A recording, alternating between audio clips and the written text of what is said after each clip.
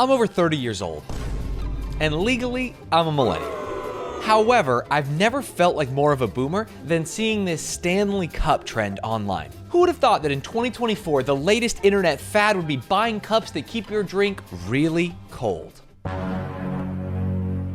People on TikTok are literally losing their minds over a cup. You can see moms and teenagers sprinting down the aisles at Target and clearing out the entire Stanley section within a few seconds. Now you might think I'm blowing this out of proportion, that I just want to make a video here, but no, this is actually something that has gone nuts on the internet. Gen Z will literally wait outside of Target for days to get their Stanley Cups, and when the doors open, it's like that scene from The Lion King, but the bison are teen girls, and Mufasa is, I don't know, someone's grandma who happened to be in the wrong place at the wrong time. Your grandma, you're dead now! But this video isn't about that trend. And if you want to learn about that trend, Chad already made the best video about it. You see, there's one thing these TikTokers who want an Instagrammable cup didn't think about. Maybe the most important thing. Are these safe to drink out of? Around the start of the Stanley trend, which we are going to be calling the Stanning from now on, there was a viral video of a woman whose car caught on fire. The next day, she comes out to her car to see that her Stanley Cup is still in there. It was in a fire yesterday. It still has ice in it. Now, I'm not denying the fire, or the Stanley Cup surviving the fire, or even the ice staying in the Stanley Cup in the fire and not melting during the fire. I just think if all that happened, your first thought wouldn't be, let's film a nice little marketing video for Stanley to show off how good their cups are. Maybe I'm just cynical. I mean, it's not like the CEO got involved at all. Hey Danielle, my name is Terrence Riley. I'm the president of Stanley. Thanks for sharing the video because I couldn't think of a better example of our product's quality. But anyway, I've seen a lot of comments that we should send you some Stanleys. Well, we're gonna send you some Stanleys. But there's one more thing. We've never done this before, but we'd love to replace your vehicle. Yeah, thanks, be safe.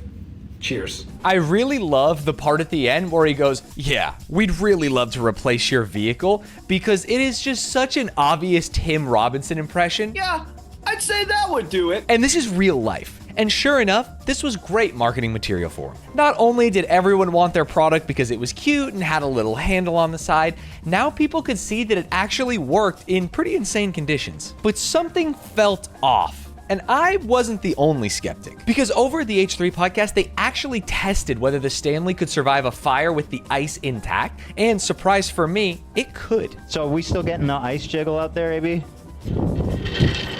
Wow. The H3 podcast has actually looked into a lot of this and were a heavy inspiration for me talking about it on my channel. So just want to give them a little bit of a shout out as we continue along. And if that was where the story ended, it would be a great day for Stanley and all his cups. But alas, there's more to this story. You see, unbeknownst to the world, Stanley Cups had a secret they were hiding this whole time. Beneath their thick stainless steel frame was a poison waiting to be released. That's not even a metaphor. There is literally a layer of poison in Stanley Cups. Like right now, if you're holding a Stanley Cup, there is poison in there. And it's stated right here on the Stanley website. The sealing material includes some lead.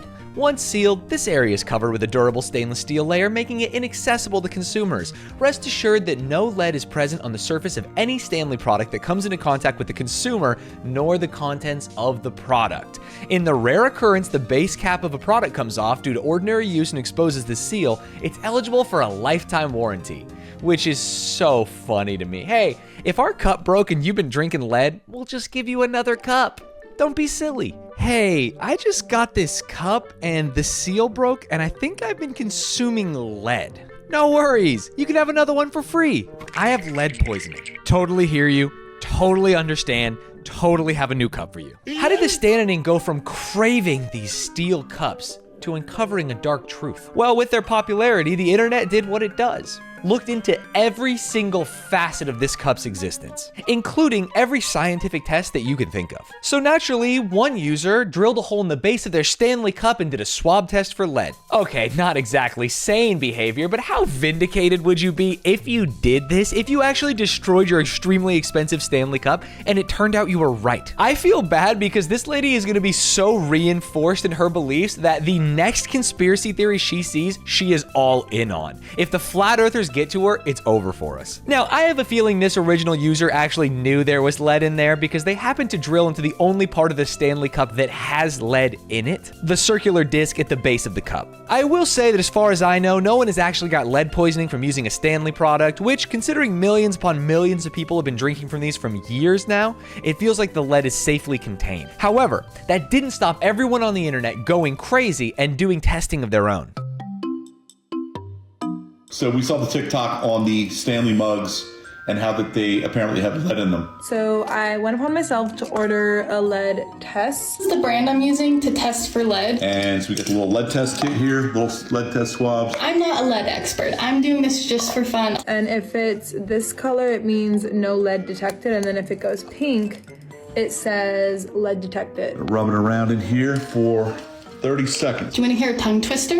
Betty bought her about some butter, but she said this butter's bitter. If I put in my batter, that'll make my batter bitter, that'll make my batter better. So Betty bought a bit of better, and the batter was not bitter, so it's better that Betty bought a bit of better. I'm gonna just assume that my Stanley Cup is fine. This particular cup, lead free. Yeah, guys, I think the Stanley Cups are fine. But Stanley aren't the only cup on the market, and their competitor, Hydro Flask, jumped at the opportunity to take the throne. After all the controversy, they coincidentally added this page to their help site, and then this post to their Instagram. Sure, this is a little sassy and pokes fun at Stanley, who's going through a hard time right now, but it begs the question, if you can make an insulated bottle without using lead, why are Stanley using lead in the first place? Even if it's 100% safe to drink out of, you don't want to run the risk of becoming the company that is known as the lead-based drinking container. It's also crazy to me that not only do they unabashedly proclaim they have lead in their products, they talk about it being the key to their vacuum technology and how it's the only way that they can get it done. Which sucks for them because at this point they have two options. They either remain known on the internet and amongst younger consumers as the company that uses lead in their products,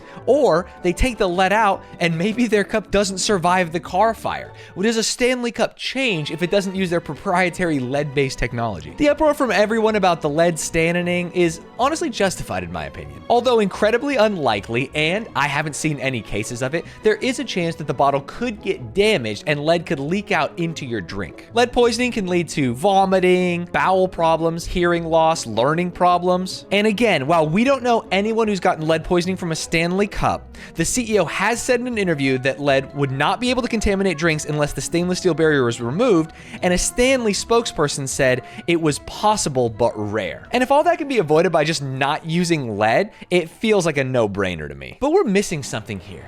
This whole debacle, this rise to fame and fall from grace, was powered by the Stanz. The people who were lining up for Stanley Cups, the people who were paying thousands of dollars for these cold or warm drink holding receptacles. What do they think about it?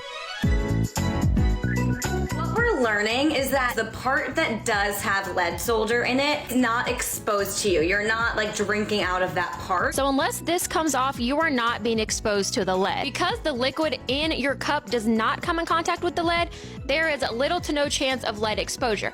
I would say none. I don't want lead poisoning, but if it's something that I'm not coming into contact with, I'm pretty sure we're all good. Me drinking out of my Stanley after they confirmed it contains lead. And of course, I'm sure this isn't going to have a negative impact on Stanley or their sales, right? Oh, what's that? Every single product on their website is on sale for 50 to 75% off? Ooh.